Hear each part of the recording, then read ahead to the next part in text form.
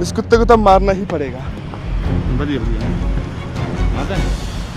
इस पिटबुल के बारे में हमें कपिल शर्मा की भाभी का फोन आया था। उन्होंने बताया कि इसको किसी ने सड़क पे छोड़ दिया है और लोग इसको यहाँ से वहाँ भगा रहे हैं। पर ये कॉल जिस जगह से आई थी वो एक तो हमारे फार्म से 2.5 घंटे दूर है और दूसरा हमारे पास फार्म पे कोई भी एनिमल रखने की जगह नहीं बची थी।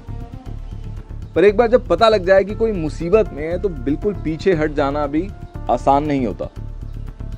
हमने विनीता जी, जो अम्ब के ही पास नदौन में एक शेल्टर चलाती हैं, उनको संपर्क किया।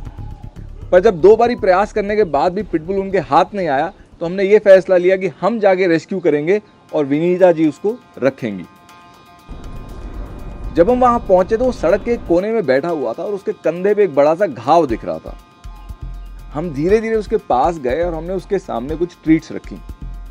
वो बड़े मजे से ट्रीट्स खाने लगी और हमारी तरफ बढ़ने लगी।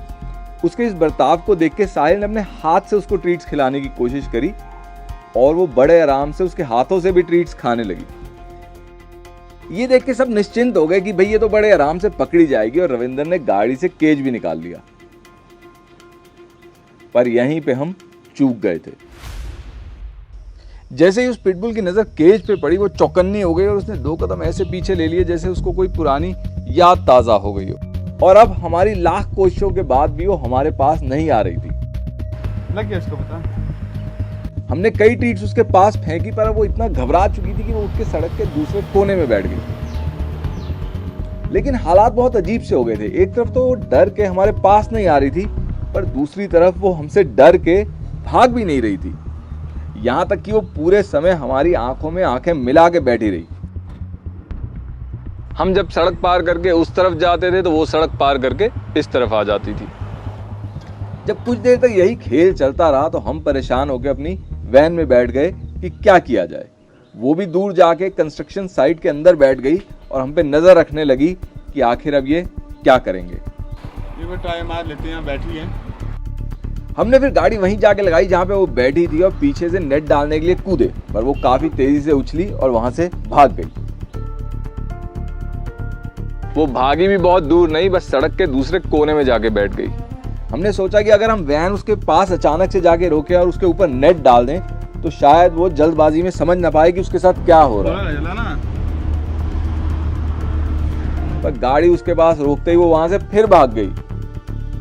इस चूहे बिल्ली के खेल में 2 घंटे बीत चुके थे। इसी सब में शाम होने लगी थी और हमें वापस भी जाना था क्योंकि जाने में भी 2.5 घंटे हमें लगने थे। अब क्योंकि हम देख चुके थे कि उस डॉग को चोट लगी है, उसको छोड़ के वहां से वापस आना भी मुश्किल था और ये जगह हमारे फार्म से इतनी दूर थी कि यहाँ दोबारा जाना भी मुश्किल था। यूं तो हम लोग अपनी रेस्क्यू किट में केज, नेट, पोलन रोप के साथ साथ डार्ट गन भी रखते हैं, पर आज से पहले हमने कभी डार्ट गन कुत्तों पे इस्तेमाल करी नहीं थी। एक तो कुत्ते बैलों के मुकाबले ज्यादा फुर्तीले होते हैं और दूसरा डार्ट गलत जगह लग जाए तो कुत्ते पैरालाइज भी हो सकते हैं। पर ये रिस्क लेने के अलावा इसको पकड़ने का अब हमारे पास कोई चारा भी नहीं था। हम निशाना दूर से नहीं लगाना चाहते थे, इसलिए ट्रीट्स डाल के हमने उसको अपने पास लाने की कोशिश करी। उसके आगे बढ़ते ही हमने अपनी पोजीशन ले ली। जब हमें लगा कि उसका पूरा ध्यान अब ट्रीट्स पे है तो हमने अपना निशाना साधा, पर गन को देखते ही वो डर के पीछे हट गई। साहिल ने भी 2 कदम पीछे ले लिए। अब जब उसका सारा ध्यान फिर से ट्रीट्स पे गया तो रविंदर ने इशारा किया और साहिल धीरे से आगे बढ़ा।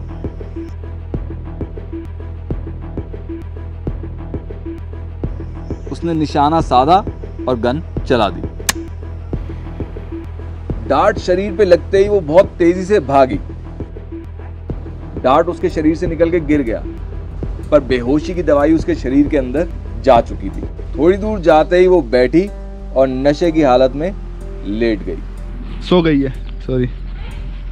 अब जाके चेक करते हैं। उसके लेटते ही साहिल आगे बढ़ा। अभी भी उसको पक्का नहीं था कि हमारा डार्ट उसको पूरी तरह बेहोश कर भी पाया है या नहीं, इसीलिए वो धीरे धीरे उसके पास जा रहा था। जब साहिल को कोई हलचल नहीं दिखी तो साहिल ने उस पर नेट डाल दिया। ले डंडा। पर वो अभी भी थोड़ा होश में थी क्योंकि जैसे ही साहिल ने उस पर नेट डाला वो उठ खड़ी हुई, पर अंत में उसने हार मान ही ली। उसकी आंखों में एक शिकायत सी थी। जाहिर सी बात है उसे थोड़ा ही पता था कि हम उसे मारने या कहीं फेंक देने के लिए नहीं बल्कि उसकी मदद करने के लिए उसको पकड़ रहे हैं। विनीता जी के पास ले जाकर अगले दिन इसकी पालमपुर में जांच हुई। वहां जाके हमें पता लगा कि आखिर इसको क्यों अबैंडन किया गया और ये केज को देखते ही इतना डर क्यों गई थी।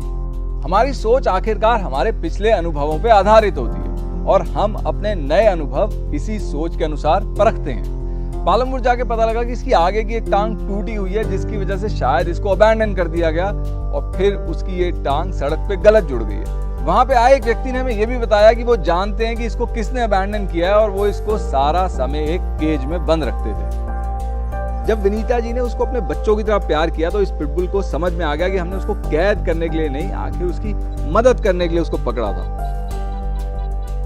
तो अगर एक पिटबुल इंसानों के प्रति अपने रवैये को, अपनी सोच को अपडेट कर सकती है, तो इंसान पिटबुल के प्रति अपने रवैये को, अपनी सोच को अपडेट क्यों नहीं कर सकते।